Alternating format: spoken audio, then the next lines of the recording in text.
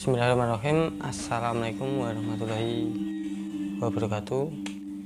Masih bersama di channel YouTube saya, Linggarjati Explore. Nah, untuk kesempatan hari ini, untuk video kali ini itu saya akan membahas tentang rahasia kekuatan dari sebuah tanah kuburan. Nah, tanah kuburan merupakan sesuatu tanah yang merupakan atau memiliki suatu energi yang negatif. Jika tanah ini diberikan suatu mantra-mantra khusus, itu akan memiliki sebuah energi yang besar, di mana rata-rata tanah kuburan ini itu bisa digunakan untuk santet, baik itu santet tempat usaha, baik itu santet seseorang yang dikasih atau ditambahkan dengan jarum, dengan darah, atau yang lainnya. Nah, untuk hari ini itu saya akan berbagi sedikit informasi untuk mengobati seseorang atau suatu tempat dari tanah kuburan ini. Nah, apa saja gejala-gejala yang dialami oleh seseorang yang sudah terkena santet tanah kuburan ini. Nah, rata-rata seseorang yang sudah terkena santet tanah kuburan ini akan mengalami sesuatu sakit yang dimana sakit itu bila di-scan oleh dokter itu tidak kedetek penyakitnya. Dan jika pada malam-malam tertentu, jika pada hari-hari atau jam-jam tertentu, itu akan mengalami sakit yang sangat luar biasa. Itu bagi seseorang yang terkena santet. Lalu gejala apa yang dialami tempat-tempat seperti rumah atau seperti tempat usaha yang terkena santet tanah kuburan ini? Nah, rata-rata ketika rumah itu terkena santet ini, itu maka akan di dalam ikatan rumah tangga itu akan selalu bertengkar. Itu yang pertama. Untuk yang kedua, hawa dari rumah tersebut akan panas.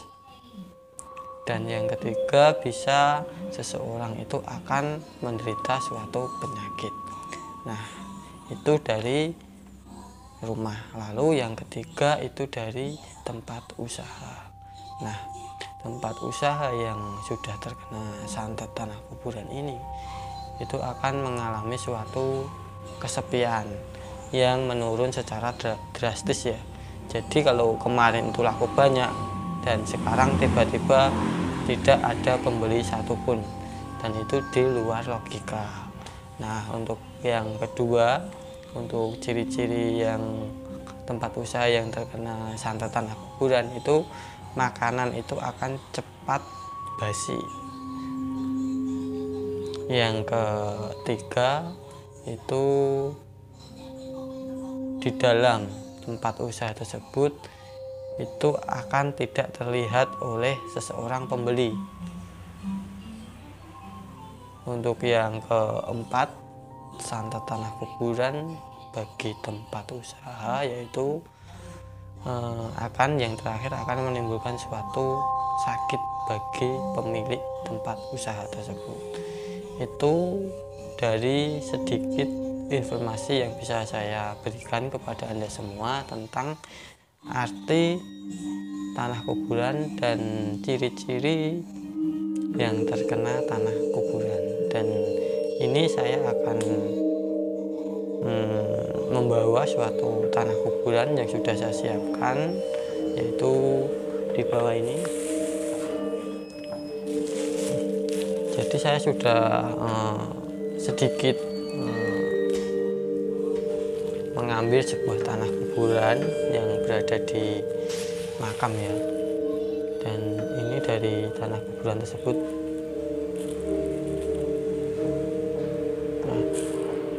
tanah kuburan ini memiliki suatu energi yang negatif, dan jika saya mantrakan secara khusus ini akan memiliki sebuah energi yang sangat tinggi, rata-rata untuk melampiaskan suatu balas dendam bagi seseorang.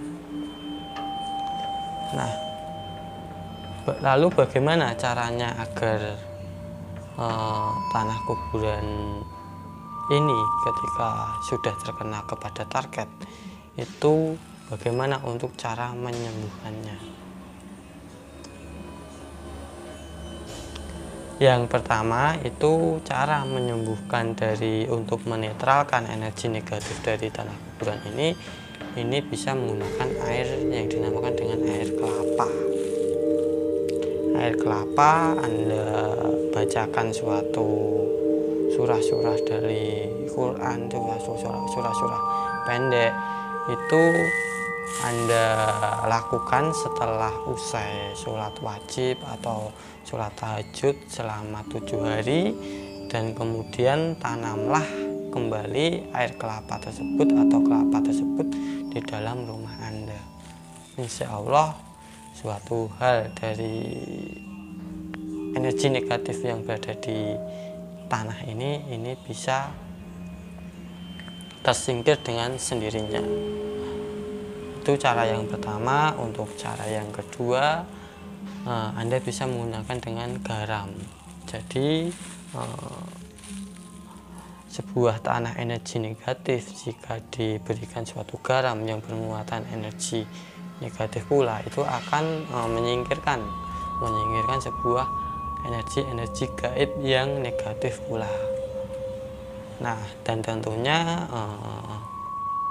garam tadi juga Anda berikan suatu amalan, suatu bacaan surah-surah pendek atau mantra-mantra bagi orang kejawen, yang dimana lalu ketika seusai memberikan suatu doa-doa khusus ke garam tersebut selama 7 hari, kemudian Anda melakukan penyebaran garam tersebut baik di dalam rumah maupun di luar rumah. Insya Allah bagi yang sudah terkena santet ini, baik seseorang yang terkena maupun rumah yang terkena maupun tempat usaha yang sudah terkena, insya Allah akan sembuh dengan sendirinya. Nah, kemudian ketika energi yang negatif ini sudah terkena dan sudah Anda bersihkan, dan kemudian Anda melakukan suatu pemagaran rumah atau pemagaran badan atau pemagaran tempat usaha, yang dimana pemagaran ini, yaitu pemagaran gaib ini, itu berfungsi agar ketika nanti ada suatu serangan balik lagi, itu akan bisa membentengi diri kita atau rumah kita atau tempat usaha kita agar terbebas dari serangan-serangan tersebut. Nah, bagaimana untuk cara melakukan suatu pemagaran rumah itu dengan mudah? Yaitu Anda cukup memberikan suatu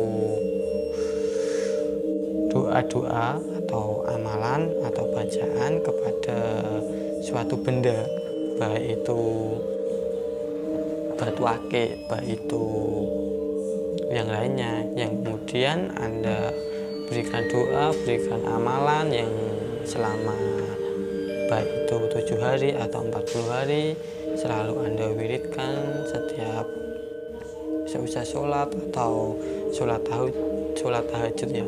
Jadi Anda selalu mengamalkan amalan-amalan bacaan-bacaan tersebut, yang dimana agar dari batu akik tersebut mengandung sesuatu kekuatan gaib, kemudian Anda pakai untuk membentengi diri Anda, itu bagi seseorang. Lalu bagi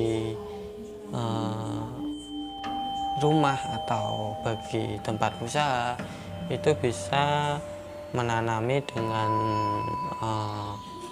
tumbuh-tumbuhan yang dimana dipercayai untuk mengusir dari suatu jin dari jin kiriman atau membentengi rumah atau tempat usaha tersebut. Apa saja tumbuhan-tumbuhan yang bisa untuk membentengi semua itu bisa disebut dengan bambu kuning. Bambu kuning itu mampu untuk membentengi rumah atau tempat usaha. Caranya dengan mudah sekali, yaitu dengan menaruh bambu tersebut di pojokan rumah atau tempat usaha.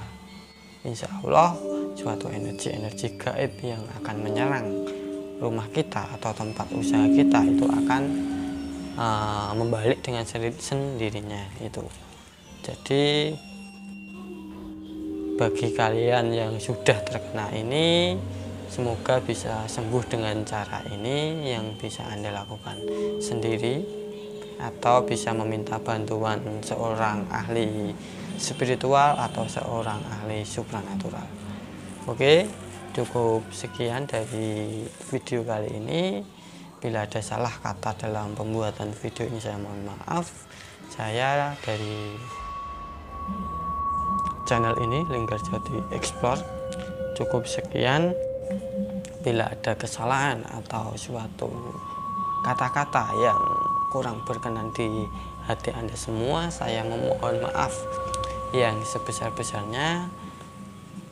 Saya undur diri, semoga bermanfaat dan bisa menambah suatu pengetahuan bagi Anda semua. Cukup sekian, wabillahi taufiq wal hidayah. Wassalamualaikum warahmatullahi wabarakatuh.